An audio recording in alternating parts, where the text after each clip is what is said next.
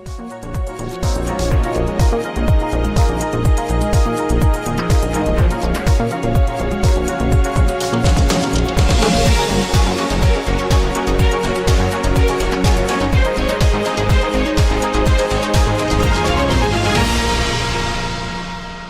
पूर्वी दिल्ली के नगर निगम स्वामी दयानंद अस्पताल में पैरामेडिकल स्टाफ क्लास सी और क्लास डी के कर्मचारियों ने अपनी जायज मांगों को लेकर सांकेतिक धरना प्रदर्शन किया।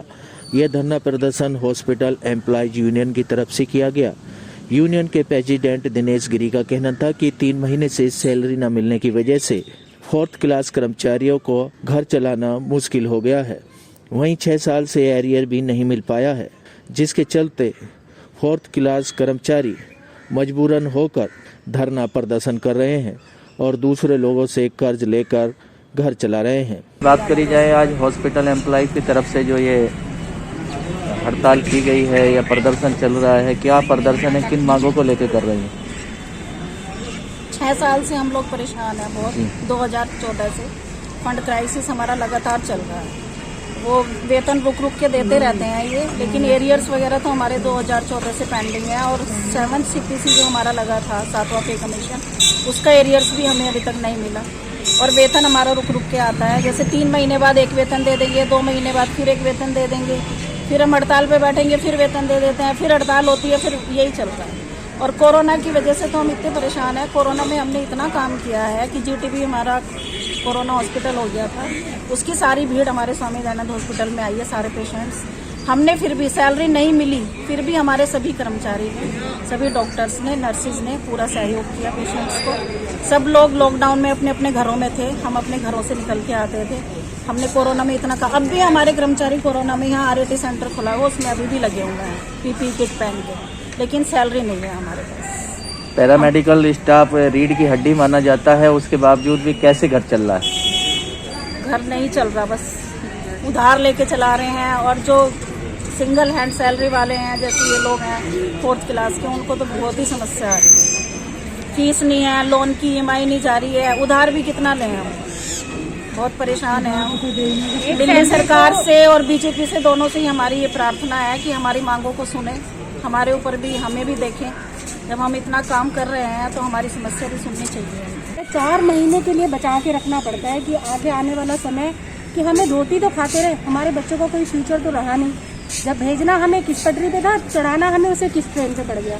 तो ये सब हमें फाइनेंशियली क्राइसिस की वजह से ही करना पड़ रहा है, क्योंकि हमारे पास तो कोई और उपाय बचता नहीं है। इसीलिए कि अपनी दिनचर्या हमारी चलती रहे, रोजी रोटी चलती रहे, बस किसी तरह से हमारा गुजारा चलता है। ये हमें 6 साल हो गए इस तरह से झेलते हुए, आगे भी हमें कोई उम्मीद नजर नहीं आती है। यहाँ बैठना हमें भी पसंद नहीं है, पेशेंट दुखी होते हैं, लेकिन हमारे पास कोई उपाय नहीं बचता। जब हम यहाँ थोड़े दिन बैठते हैं तब हमें 1 महीने की सैलरी मिलती है, जिससे 3 महीने आगे का घर फिर चलता है। सिंह सेक्रेटरी यूनियन का। तो मैं ये कहना चाहता हूँ कि बाकी सारे MCD में सभी काम चल रहे हैं, सबकी पेमेंट हो रही है, लेकिन सैलरी नहीं मिली, जो कि सबसे ज़्यादा नीड है कर्मचारियों की। उसके बिना घर का गुजारा नहीं चलता किसी का। बाकी और ज़्यादा एरियर्स वगैरह वो तो बहुत सारे हैं, पेंडिंग है, गिनाने लगेंगे तो बहुत सारा लंबी लिस्ट बैठ जाएगी, जो कि 2014 से हमारे सारे पेंडिंग है। लेकिन बाकी काम कैसे चल रहे हैं MCD के, वहाँ का फंड कैसे आ रहा है वो हमें समझ में नहीं आता। सिर्फ सैलरी पे ही ये सारा सब झगड़ा है। आपको वैसे तो ज्ञात है कि हमें पिछले 3 माह से वेतन नहीं मिल रहा। अब हम घर पे जाते हैं तो सबसे पहले तो एक ही सवाल होता है धर्मपत्नी का और बच्चों का कि पापा ये काम रुके, पापा वो काम रुके। सिंगल हैंड अर्निंग, एक ही कमाने वाले अगर हैं तो आप वास्तव में, अगर आपको 2 महीने का वेतन किसी को भी ना मिले और एक ही कमाई करने वाला हो तो उसके ऊपर क्या बीतेगी। हमारे रिश्तेदारों ने हमारे फ़ोन उठाने बंद कर दिए कि कहीं पैसे ना मांगे, हीन भावना से देखने लगे पड़ोसी, और इनके कानों पे बिल्कुल भी जू नहीं रेंग रही। वैसे तो हम सबको अखबारों में, मीडिया में कि हम कोरोना योद्धा हैं, कर्मवीर हैं और कोरोना के वो हैं, सब लोग घरों में थे। सिर्फ हमारा हॉस्पिटल स्टाफ चतुर्थ श्रेणी से लेकर और डॉक्टर्स तक, बीच में हम टेक्नीशियन, पैरामेडिकल स्टाफ, चतुर्थ श्रेणी की हमारी बहनें भाई, वो कोरोना, हमारी एक बहन भी मरी, कमलेश भी, कोरोना के काल में उनकी मृत्यु भी हुई है कोरोना के उसमें। हम काहे के कोरोना योद्धा हैं? हमारे ऊपर ऐसे अत्याचार, ऐसा अनर्थ ऐसा कर रहे हैं? क्या इस कठोर दिल वाले सब बड़े उच्च अधिकारी बैठे हुए हैं? हमारी तरफ बिल्कुल भी रहम नहीं खा रहे, हमारे बच्चों पर बिल्कुल भी रहम नहीं है। देख नहीं रहे कि हम सड़क पे आ गए हैं। हम तो मरीजों को सिर पे बैठाते हैं, हाथों पे लेते हैं। हम किसी भी मरीजों का बिल्कुल भी ऐसा नहीं चाहते वो कोई किसी परेशानी का सामना करना पड़े, लेकिन हम मजबूर हो गए। हमें तरस आता है मरीजों पे कि हमें क्या करें। मरीज भी समझें इस बात को, जब हमें वेतन ही नहीं मिल रहा तो हमारा घर कैसे चलेगा। हमें लोन देने से मना कर दिया सब बैंकों ने। जो EMI थी वो नहीं भरी जा रही तो हम पे घर पे आ जाते हैं जैसे हम बहुत बड़े कर्जदार हों। तो हम पे कम से कम हम उच्च अधिकारियों से, अपने प्रशासन से यही करबद्ध प्रार्थना करते हैं कि हमारे ऊपर रहम करें, इतने कठोर दिल, इतने निर्दयी ना बने और हमारा वेतन का भुगतान करें। हमें अच्छा नहीं लगता कि हम यहाँ पर बैठे हुए हैं। हमें अच्छा लगता है हम मरीजों को यहाँ पे परेशान होते हुए देखें। हमने तो शपथ ली है कि हम मरीजों का दिन रात 24 घंटे काम करेंगे, और वो काम किया। कोरोना हम योद्धा बने, लेकिन काहे के कोरोना योद्धा? कम से कम उच्च अधिकारी इस पर, हमारे इस अत्याचार पर तो वो ध्यान दें कि हमारे ऊपर कितना अनर्थ हो रहा है। आपके चैनल के माध्यम से मैं आपको बधाई देता हूँ, बहुत बहुत आपका शुक्रिया करता हूँ, बहुत बहुत अभिवादन और अभिनंदन करता हूँ आपका कि आपने हमें अपनी चैनल के माध्यम से आप ये संदेश सब उच्च अधिकारियों तक पहुंचाएंगे। आप सभी का बहुत बहुत धन्यवाद। हमारी जब सैलरी नहीं आएगी तो हम घर का खर्चा कैसे मैनेज करेंगे? बच्चों की स्कूल की फीस आनी है अभी, तो कैसे करेंगे? प्रिंसिपल लोग नहीं मान रहे हैं, वो कह रहे हैं या तो फाइन दो या फीस दो हमें। अभी घर पहुंचते डेली बच्चे कहने लगे फिर सैलरी का क्या हुआ? सैलरी कब तक आएगी सैलरी? तो अब तो सबने हाथ खड़े कर दिए बीवी की, राशन के लिए पैसा नहीं है, कहीं से भी करो हमें नहीं। एक तरफ तो सरकार चतुर्थ क्लास के कर्मचारियों को कोरोना योद्धा का सम्मान दे रही है, वहीं दूसरी ओर कोरोना योद्धाओं को 3 महीने से वेतन नहीं मिल पा रहा है। कर्मचारियों का कहना था कि यदि निगम प्रशासन उनकी मांगें नहीं मानता है तो आने वाली 18 जनवरी से वो सांकेतिक धरना प्रदर्शन करेंगे, जिसकी जिम्मेदारी निगम प्रशासन की होगी। सर वो वेतन अपना कैसी से वेतन का है, बकाया जो राशि अपनी वो हमें नहीं मिलती, समय से नहीं मिलती, कई सालों से हम उसकी मांग करते हैं। वो तो आपका बहुत धन्यवाद करते हैं मैं अपनी तरफ से, अपने सब समस्त कर्मचारियों की तरफ से, कि आपने हमारे संकट घड़ी में आप आए और आपने हमारे आवाज़ उठाने का मतलब वो लिया, तो हम आपके लिए धन्यवाद करते हैं। तो यही है साफ मुद्दा हमारा कि हमें सर हमें क्या वो है, हमें क्या वेतन चाहिए, बस काम कर रहे हैं तो वेतन दो। हमारा क्या डिमांड है? समय पर सैलरी नहीं मिलती, बच्चों की स्कूल की फीस नहीं जाती, यानी राशन का, घर का राशन हो गया, दूध हो गया और बहुत चीज़ें हैं, जरूरती चीज़ें हैं। अगर वेतन नहीं मिलेगा साहब तो हम क्या करेंगे? हमें रोड पर आना पड़ेगा। और अभी सर कुछ नहीं है, मैं आपके माध्यम से बताना चाहता हूँ, या तो ये सरकार चेंज जाए, तो ये मूक और बहरी सरकार है। अगर नहीं चेती ना सर, 18 तारीख से हमने निर्णय ले लिया गया हमारे सेंट्रल कमेटी की तरफ से, फिर हम ऐसा वो करेंगे जिसमें सबको दिक्कत होगी, मरीजों को भी होगी, जो हम नहीं चाहते।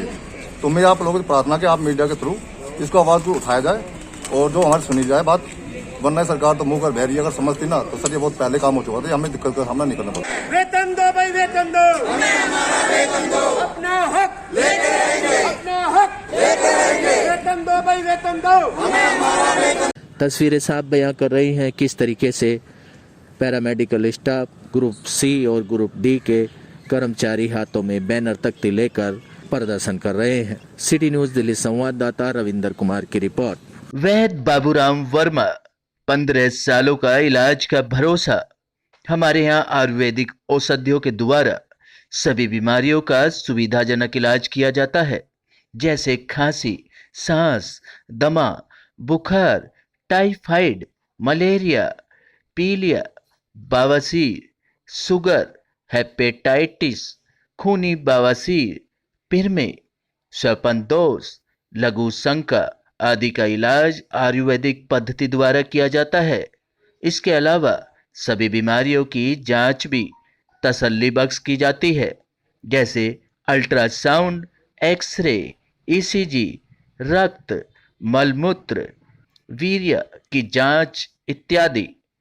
हमारे यहाँ दिल्ली सरकार द्वारा टीकाकरण, टीबी का इलाज व जांच मुफ्त की जाती है।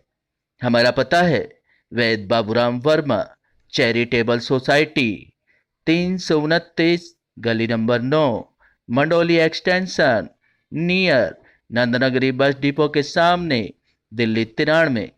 आप हमारे नंबरों पर भी संपर्क कर सकते हैं। हमारे फ़ोन नंबर हैं 9213329205, 9211478312, 99 10418312। आप हमारे चैनल पर भी दिए गए नंबरों पर भी संपर्क कर सकते हैं। हमारा फ़ोन नंबर है 8506973234।